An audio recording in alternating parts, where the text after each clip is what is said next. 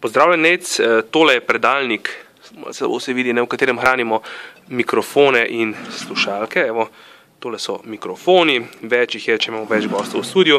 No, tu pa so potem slušalke in vsak voditelj, kot lahko vidiš, Maja, Miha, ima svojo slušalko, s katero lahko komunicira z ljudmi v režiji. Takole izgleda, sestavljena je iz brezžičnega oddajnika. Na eni strani, no, na drugi strani pa je slušalka. Zanimivo, te slušalke so narejene tako, da vsak voditelj ima svojo slušalko, po meri narejeno. Narejena je tako, da zvok potuje po eni taki posebni zračni cevki, da ne boli v ušesih. Ta naprava je potem brezžično povezana na sistem v studiu in potem na interkom v režiji.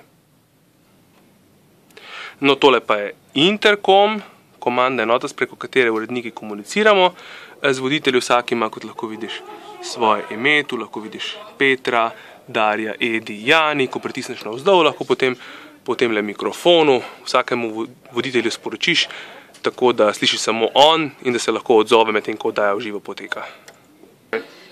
Ja.